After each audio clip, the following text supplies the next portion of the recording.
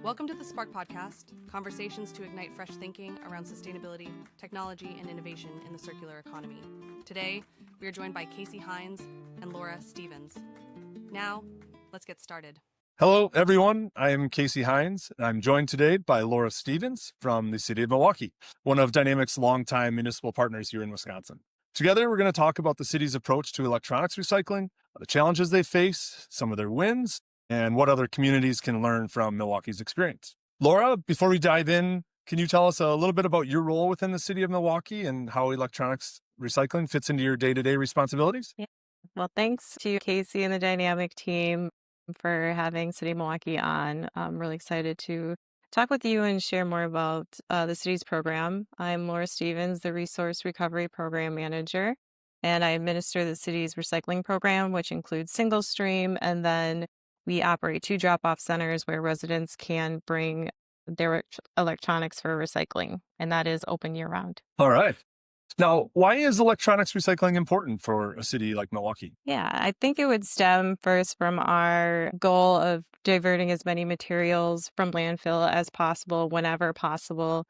And electronics are only becoming more abundant in our daily lives. They've become more complex than they used to. It's more than just a TV now. So providing residents with convenient and quick access to electronics recycling is really important for Milwaukee. Yeah, thank you for that. I think that's a great point. And I think that really kind of helps set the scene for the conversation today. So let's talk about some of the issues the city was facing with e-waste when you first took over your role at the City of Milwaukee. Can you tell me just some of the biggest challenges that you were facing? I think some of the biggest challenges that a lot of communities experience across the board is education to residents, and letting them know what their options are for recycling, to begin with what should be collected and recycled for electronics, and then where they can go with it. So for the City of Milwaukee, we do have the 2 drop-off centers, which are open throughout the year, and we really push that for residents as their opportunity to recycle those electronics. We do collect such a wide range of it, so most of the materials residents would have in their homes are collected at the drop-off centers. And then I think another piece of it is the amount of electronics that people collect and then just hang on to. So we all have our junk drawers of the old cell phones, the old, when it comes to cell phones too, some of us may have had the non-smartphone ones. We got grandparents with their old TVs, their old radios, and just really encouraging residents that they do not have to hang on to those materials, that there is a way that they can recycle them. So it's kind of the 2-prong for education is 1, knowing that they can have a place to recycle them, and 2 is that they should be collecting them and bringing them to a place for electronic recycling. Yeah, I think those are both great points, really. Laura, from a municipal perspective, what makes electronics different or more unique from some of those other materials that you mentioned accepting at your drop-off centers? So at our drop-off centers, we collect materials like bulky waste, yard waste, and those can be a little bit more straightforward, your grass clippings, your couches. But when it comes to electronics, it is a lot more complex because there's so many different things. There's your radios, your TV, there's the differences in TVs, your computer monitors, your printers. So it can be a little confusing of what all can be under that, and definitely unique. So staff have to be more trained on the items that are coming through there, making a determination, especially now with batteries being a bigger concern, making sure that certain electronics are collected in a specific way. So it's not as easy as, grass clippings go here and they can all go in one bin. But we also do have quite an extensive area for electronics. So our staff, thanks to Dynamic, we always know which categories have to be sorted into which ways.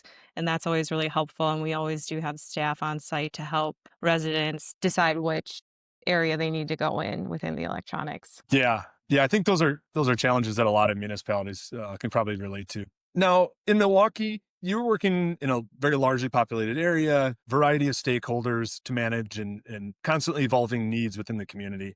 Can you talk a little bit about some of the things that you look for in a recycling partner to help manage those needs? One of the biggest ones, and one that I felt has been really great with Dynamic, is knowledge of the industry.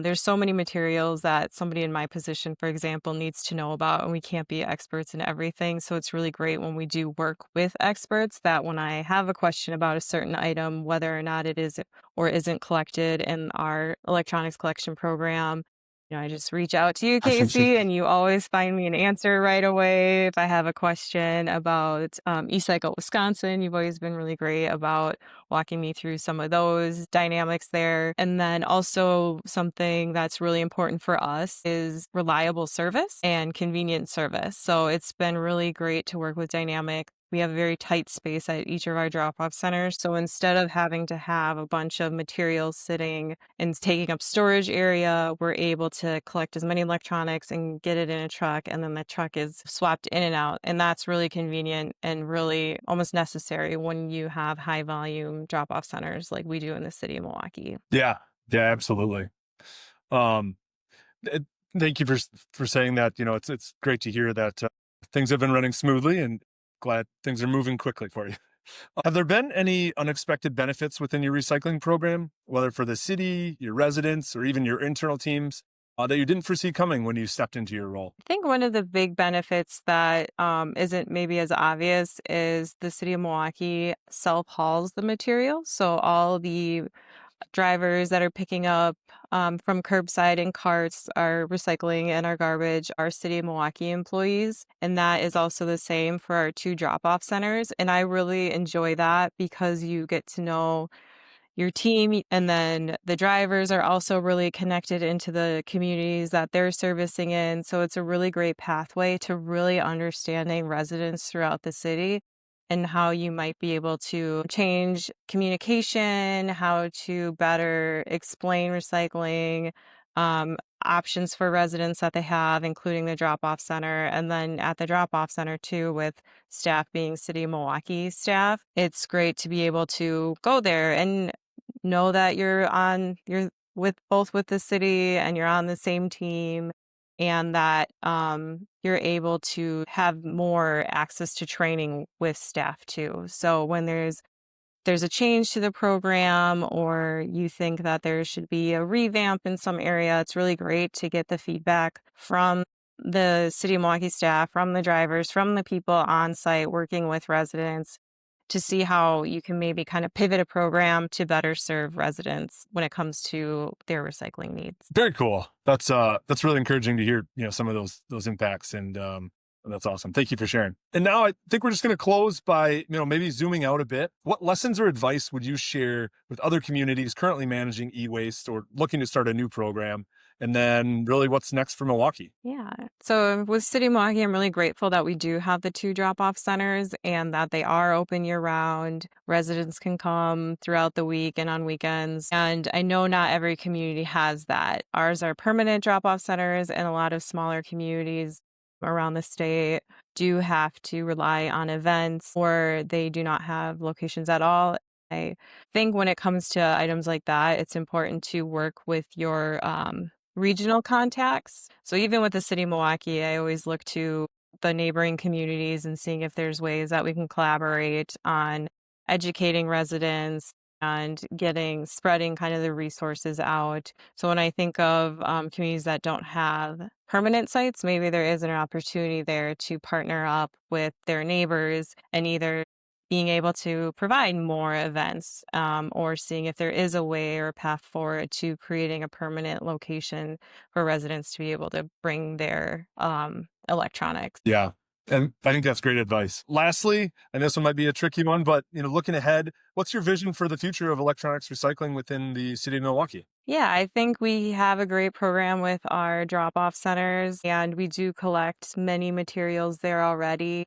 I do hope for our city in the future that with the growing concern around batteries and battery containing devices, and that gets really confusing for residents too. So in our industry, we have the different vocabulary around that, a battery that can be removed versus what's not, and how that changes what can and can't be collected. So I'm hoping as we move forward, as electronics keep becoming more prevalent in the daily life, as they get more complex too, their battery makeups and such, that we are able to internalize that in the industry and not have to put that pressure on residents to have to figure out what they're holding and what type of electronic it is and how they can dispose of it. So I hope that we can stay on a path of creating more access to residents, more convenient access for residents for more electronics, and keeping up as the industry for electronics keeps expanding, keeps growing. We have new gadgets that we're able to, our program can grow with those materials as well. Yeah, perfect. Well, Laura, thank you for sharing some of your story within Milwaukee here with us and your perspective with us today. It really is inspiring to hear how collaboration and commitment can make a real difference for both our local communities and the environment.